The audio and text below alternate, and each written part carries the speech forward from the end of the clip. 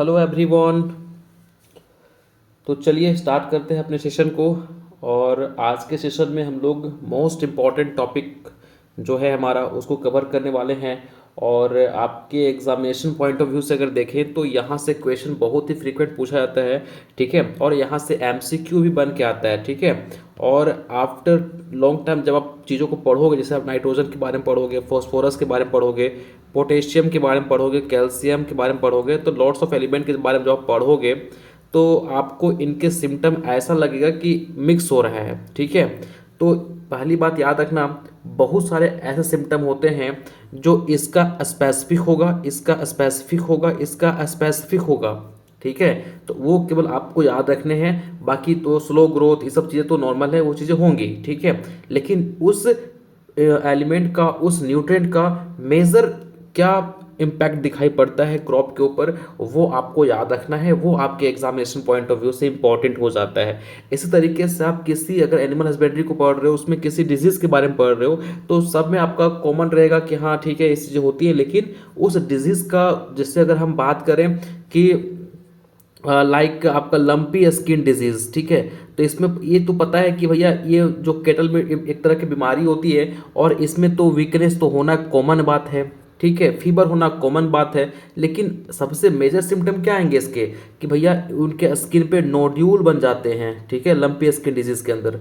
अब आप बोलोगे सर कहाँ से कहाँ पहुँच गए आप, तो बस बता रहा हूँ आपको कि जब भी ऐसे चीज़ों को पढ़ते हो ना, तो आप आइडेंटिफाई क्या करो कि इसमें यूनिक क्या है। अगर आप कोई ब्रीड पढ़ रहे हो तो उसमें यूनिक क्या है, क्योंकि वो आपके एग्जामिनेशन पॉइंट ऑफ व्यू से इंपॉर्टेंट हो जाता है, ठीक है।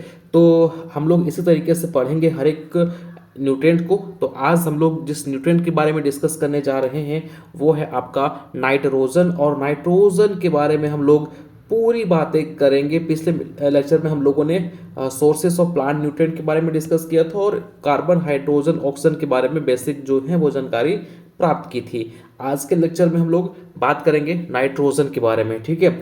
अब मैंने आपको प्रीवियस लेक्चर में बताया था कि कोई भी एलिमेंट के बारे में जब हम डिस्कस कर रहे होंगे तो उसको 3 फेज में लेके चलेंगे।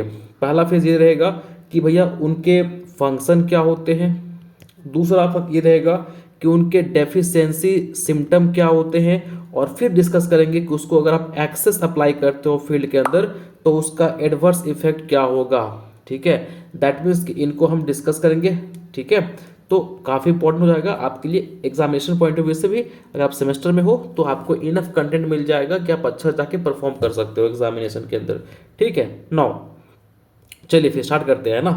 आप पीडीएफ आपके लिए आपको लोड नहीं लेना है, पीडीएफ आपको हमारे टेलीग्राम ग्रुप पे मिल जाएंगे। चलिए फिर देखो, अगर हम नाइट्रोजन की बात करें तो पता है कि प्लांट के लिए नाइट्रोजन काफ़ी इंपॉर्टेंट हो जाता है, आपको सबको पता है ना। और आपको पता है कि नाइट्रोजन को मोस्टली जो फार्मर्स हैं वो किस फॉर्म में प्रोवाइड करते हैं भाई, ठीक है। तो आपको पता है यूरिया के अंदर मोस्टली क्या होता है, नाइट्रोजन होता है। कितना परसेंट नाइट्रोजन होता है, 46%, ठीक है। और अगर हम डीएपी की बात करें तो डीएपी के अंदर कितना होता है, तो डीएपी के अंदर 18% नाइट्रोजन होता है और 46% फॉस्फोरस होता है। सबको पता ही बातें, कोई नया बात तो नहीं बताया ना। तो आपको पता है कि देख पा रहे हो कि कहीं ना कहीं ये नाइट्रोजन की जो पूर्ति है वो पूरा कर रहा है। आज भी आपके फसल में अगर नाइट्रोजन की कमी हो जाएगा तो किसान जाके यूरिया डाल देगा फील्ड के अंदर, ठीक है। अब हम बात करते हैं फंक्शन ऑफ नाइट्रोजन, जो कि इंपॉर्टेंट है आपके, अगर वाइवा होंगे ना तो यहाँ से क्वेश्चन पूछा जाता है। तो याद रखिएगा, अगर हम नाइट्रोजन के फंक्शन की बात करें तो आपको पता है कि प्रोटीन के अंदर, प्रोटीन का कंपोजिशन पता है सबको, एनीवन। प्रोटीन का कंपोजिशन क्या होता है, इसके अंदर carbon, hydrogen, oxygen plus nitrogen होता है, ठीक है। तो प्रोटीन के अंदर नाइट्रोजन एक मेजर रोल प्ले करता है, ठीक है। इसके अलावा ये क्लोरोफिल के अंदर इंपॉर्टेंट रोल प्ले करता है, ठीक है। क्योंकि क्लोरोफिल क्या करता है, ये इंक्रीज कर देता है रेट ऑफ फोटोसिंथेसिस, ठीक है। इसके अलावा अगर हम बात करें तो ये नाइट्रोजन वेरियस एंजाइम के अंदर, हार्मोन्स के अंदर, विटामिन्स के अंदर, अल्कलॉइड्स के अंदर, न्यूक्लियोटाइड के अंदर और फॉस्फेटाइड के अंदर जो है वो प्रेजेंट रहता है, ठीक है। और इसलिए की वजह से एक ग्रेट फिजियोलॉजिकल इंपॉर्टेंस रखता है प्लांट के मेटाबॉलिज्म में। ठीक है, क्योंकि नाइट्रोजन एक बहुत ही क्या बोल सकते हो तो बेसिक कंस्टिट्यूएंट है ऑफ अपने लाइफ के, ठीक है, बहुत ही इंपॉर्टेंट ये एलिमेंट होता है, ठीक ना। चलिए, इसके अलावा अगर हम बात करें और क्या रोल प्ले करता है सर, तो ये रोल प्ले करता है प्लांट को ग्रीन बनाए रखने में, ठीक है। अगर नाइट्रोजन की कमी होने लगेगी तो जाहिर सी बात है कि प्लांट की जो ग्रीनेश है, मतलब जो ग्रीन कलर है वो कम होने लगेगा, थोड़ा वो पीला कलर होने लगेगा। तो डीप ग्रीन कलर बनाए रखने के लिए कौन रिस्पॉन्सिबल होता है, तो आपका नाइट्रोजन।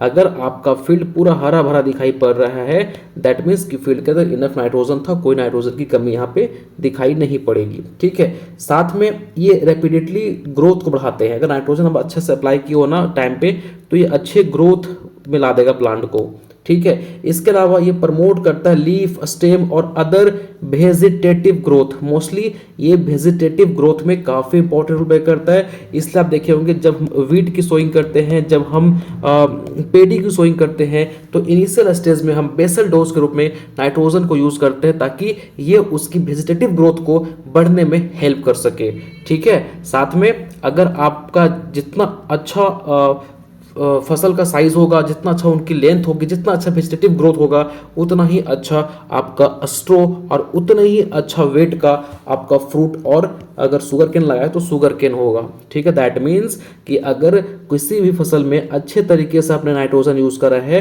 पूरे फील्ड में नाइट्रोजन अच्छा से यूटिलाइज किया गया है, दैट मीन्स कि उस फसल भी आपके उस टाइम काफ़ी फसल भी अच्छे आएंगे, और फसल अच्छे आएंगे जस्ट, और उनके वेट भी अच्छे होंगे, और उनमें जो स्ट्रो होंगी वो भी काफ़ी अच्छे अमाउंट में होंगे, ठीक है।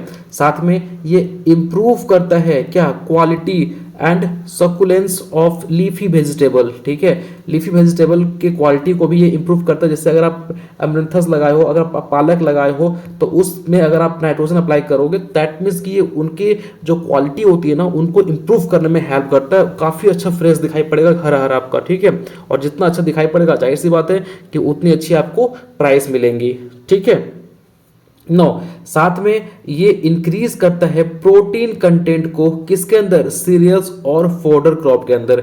तो सीरियल्स के अंदर क्या करेगा, प्रोटीन कंटेंट को इन्हांस करेगा, और फोडर जिसको हम चारा पर्पस के लिए यूज करते हैं, उसमें भी नाइट्रोजन को इंप्रूव करेगा। और अगर नाइट्रोजन को इंप्रूव कर रहा है, दैट मीन्स कि प्रोटीन को इंप्रूव कर रहा है, और प्रोटीन को इंप्रूव कर रहा है अगर आप किसी इस अच्छे वाले चारा को अगर आप पशुओं को देते हो, तो प्रोटीन क्या करता है, मसल्स गेन करने में हेल्प करता है। आपका पशु काफ़ी हेल्दी, काफ़ी तरोताज़ा दिखाई पड़ेगा, ठीक है। इसके अलावा क्या है रोल प्ले करता है नाइट्रोजन, तो ये वाटर होल्डिंग कैपेसिटी को बढ़ा देता है। इसीलिए आपको मैंने बताया था कि जो ग्रीन मैन्योर क्रॉप होते हैं उसको अपने फील्ड में अप्लाई करोगे तो नाइट्रोजन फिक्सेशन को ये बढ़ा देता है, और इनकी वजह से वाटर होल्डिंग कैपेसिटी भी इन्हांस हो जाएगी।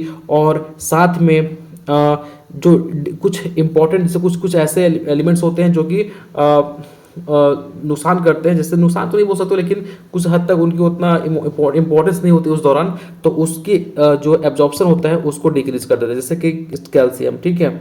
अब होता क्या है यहाँ पे ध्यान समझना है कि इंपॉर्टेंट सा फैक्ट दिया हुआ है कि अब क्योंकि आपने नाइट्रोजन अप्लाई करा है फील्ड के अंदर, तो उससे क्या होगा, प्लांट का सरफेस एरिया बढ़ेगा, ठीक है। सरफेस एरिया बढ़ेगा तो ट्रांसपिरेशन भी इंक्रीज करेगा। जाहिर सी बात है ना कि मान के चलो कि ये प्लांट है हमारा, और इसमें पत्ता इतना छोटा सा था, आपने नाइट्रोजन अच्छा से अप्लाई किया, प्लांट में अच्छी खासी ग्रोथ आई, और लीफ का साइज भी अच्छा खासा बड़ा हो गया। अब जितना ज़्यादा लीफ का साइज होगा, जाहिर सी बात है उतना ज़्यादा इसमें क्या होगा, ट्रांसपिरेशन होगा, ठीक है। जिसका प्रभाव ये पड़ेगा कि प्लांट को ज़्यादा वाटर रिक्वायर्ड होगा। जाहिर सी बात है ना भाई, लीफ बढ़ गया, सरफेस एरिया बढ़ गया, तो रिस्पिरेशन रेट भी तो बढ़ेगा, और रिस्पिरेशन रेट जब बढ़ रहा है तो प्लांट को वाटर ज़्यादा रिक्वायर्ड पड़ेगा, ज़्यादा पानी इसको नीड होगी, ठीक है। और जब इसको ज़्यादा पानी की नीड होगी, इसीलिए आप देखे होंगे जब हम फील्ड के अंदर नाइट्रोजनस फर्टिलाइजर मतलब यूरिया को यूज़ करते हैं, इमीडिएट उसके बाद हमें इरिगेशन देनी होती है।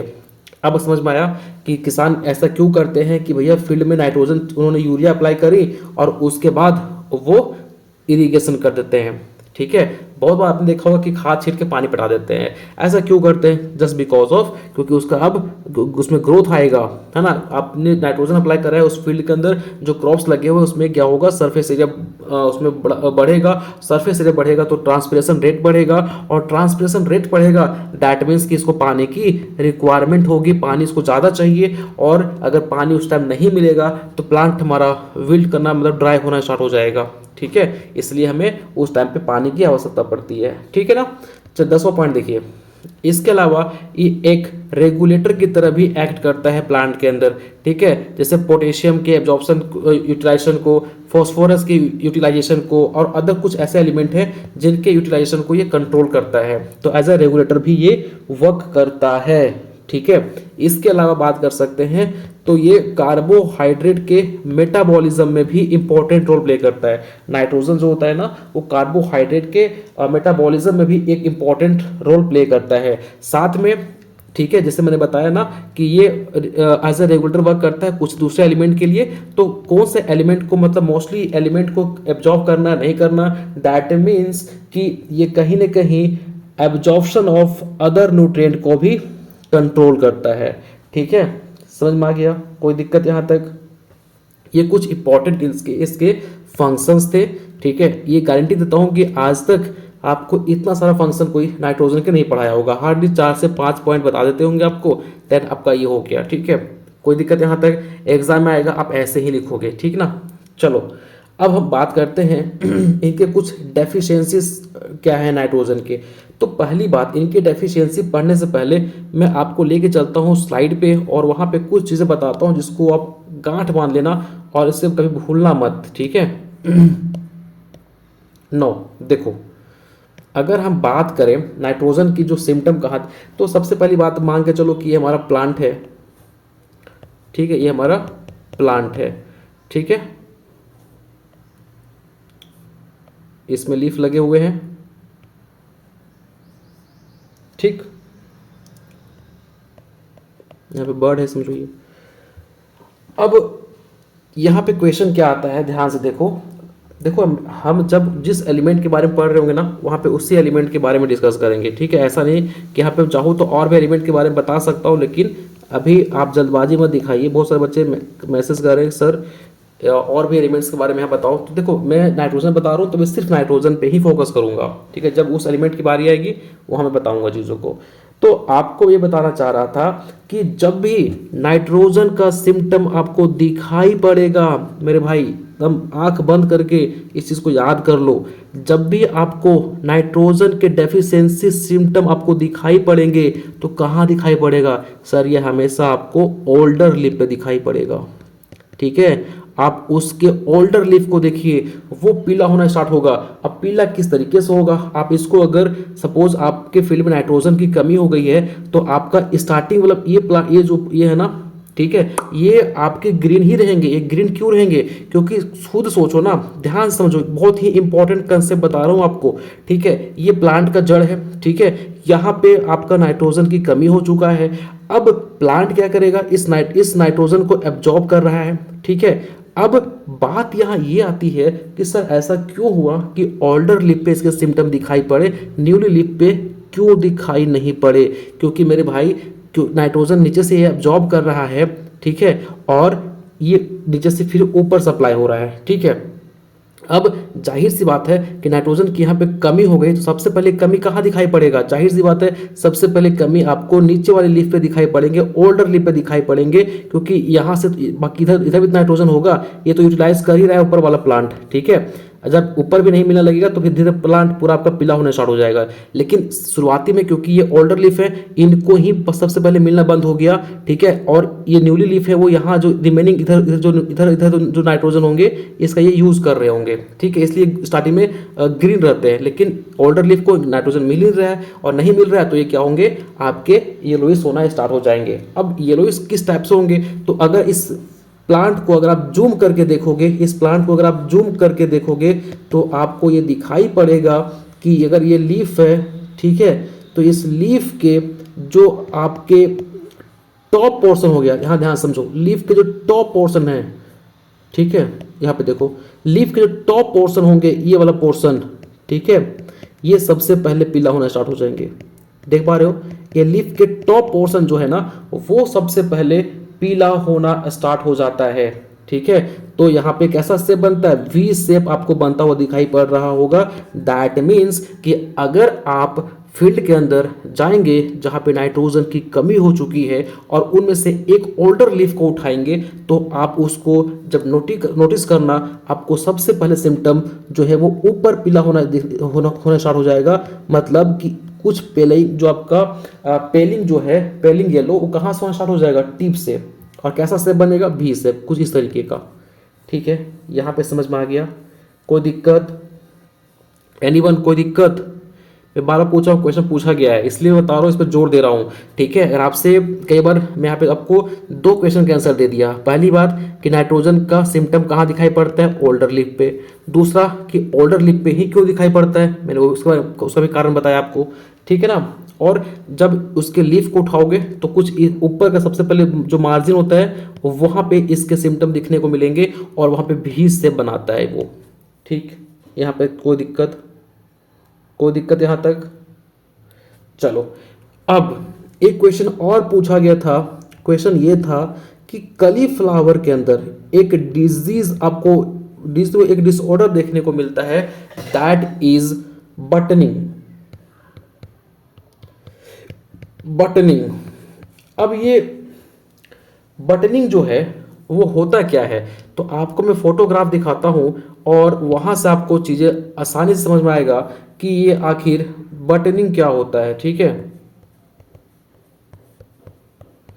इन कलीफ्लावर, ध्यान से समझो। यहाँ पे देखो, कुछ इस टाइप का हमारा फ्लावर का ग्रोथ होगा। ठीक है, तो ये this is a symptom of buttoning, है ना। पूरा का पूरा जो फ्लावर है वो बन नहीं पाता है बटनिंग के अंदर। ठीक है, देख पा रहे हो। और ये मेरे भाई किसका सिम्टम है, नाइट्रोजन का। ठीक है, ये नाइट्रोजन की डेफिशिएंसी की वजह से कलीफ्लावर के अंदर एक डिजीज होती है, that is known as buttoning. ठीक है, डिजीज तो नहीं, देखो डिजीज कोई अगर ऑर्गेनिज्म की वजह से होता है ना, उसको बोलते हैं मोस्टली। यहाँ पे आपको डिसऑर्डर वर्ड यूज करना चाहिए। अगर किसी न्यूट्रिएंट की वजह से चीजें दिखाई पड़ रही है ना, तो वो डिसऑर्डर होता है। ठीक है, अगर कोई पैथोजन की वजह से हो रहा है तो फिर डिजीज होगा। ठीक है, तो ये डिसऑर्डर हो जाएगा यहाँ पे, देखो। ठीक है, तो कुछ इस तरीके का यहाँ पे हो रहा है बातें, है ना। तो इसको आप एकदम नोट कर लो कि भैया buttoning in cauliflower is due to deficiency of nitrogen. ठीक है, क्योंकि एग्जाम में क्वेश्चन यहाँ से पूछा गया था। ठीक, यहाँ तक क्लियर हो गया? कोई दिक्कत, कोई परेशानी? चलो आगे बढ़ते हैं, अपने स्लाइड पे आते हैं भाई और देखते हैं पॉइंट के बारे में और क्या बोल रहा है। देखो, अब इनके डेफिशिएंसी सिम्टम क्या दिखाई पड़ेंगे। पहली बात कि जो प्लांट के लीफ हैं वो कैसे हो जाएंगे, येलो कलर के हो जाएंगे। ठीक है, या फिर वो हल्का मतलब पूरा डार्क ग्रीन थे पहले, वो पेल ग्रीन हो जाएंगे, मतलब लाइट ग्रीन कलर के होना स्टार्ट हो जाएंगे। ठीक है, क्योंकि अब नाइट्रोजन वेजिटेटिव ग्रोथ को बढ़ने में हेल्प कर रहा था ना, अब वेजिटेटिव ग्रोथ ही नहीं हो पाएगा, उसकी ग्रोथ ही रुक जाएगी। ठीक है, तो कुछ इस तरीके के वहाँ पे मतलब उसका हाइट छोटा रह जाएगा। ठीक है, इसके अलावा प्लांट आपका सूखना स्टार्ट हो जाएगा, ड्राई होना स्टार्ट हो जाएगा। ठीक है, नीचे से, है ना। और लीफ के ऊपर आपको वाइट स्पॉट भी देखने को मिलेंगे। और अगर बहुत ज़्यादा डेफिशिएंसी हो गया नाइट्रोजन का, तो प्लांट के लीफ पूरा का पूरा क्या हो जाएगा, वाइट कलर का हो जाएगा। ठीक है, कोई दिक्कत? और फिर जो फ्रूट के साइज होंगे वो भी आपके छोटे बनेंगे, उनका वेट भी काफ़ी कम होगा। ठीक है, और वो राइपनिंग से पहले ही क्या हो जाएंगे, क्योंकि वीक हो चुके हैं, नीचे गिरना स्टार्ट हो जाएंगे, मतलब टूटना स्टार्ट हो जाएंगे। ठीक है, और जाहिर सी बात है कि आपका प्लांट का ना ग्रोथ हुआ है सही से, ना उनके फ्रूट अच्छे से डेवलप हो पाए हैं, ना उनके वेजिटेटिव ग्रोथ हो पाए हैं। ठीक है, ना उसमें अच्छे से फ्लावर आ पाया है। तो जाहिर सी बात है ना, क्या आपका ईल्ड बढ़िया आएगा? बिल्कुल नहीं आएगा, ईल्ड भी रिड्यूस हो जाता है। ठीक है, तो नाइट्रोजन की ये डेफिशिएंसी सिम्टम थे। याद रखिएगा 2 चीज में जो आपको बताया हूं, बटनिंग किस जो होता है कलीफ्लावर के अंदर, वो नाइट्रोजन की डेफिशिएंसी होता है। सिम्टम इसके ओल्डर लीफ पे आते हैं। ठीक, चलिए अब बात करते हैं टॉक्सिक इफेक्ट। अब ये देखा कि भैया चलो ठीक है, नाइट्रोजन की कमी से ये सब दिखाई पड़ रहे थे, लेकिन क्या होगा जब हम नाइट्रोजन को एक्सेस अमाउंट में अप्लाई करेंगे। मतलब बहुत ज़्यादा आपने नाइट्रोजन को डाल दिया फील्ड के अंदर, मान के चलो डालना था हमको वो डालना था 1 kg, हमें डाल दिया 3 kg। तो कुछ तो इफेक्ट दिखाई पड़ेगा नहीं पड़ेगा? बिल्कुल दिखाई पड़ेगा। क्या दिखाई पड़ता है ये देखो ध्यान से।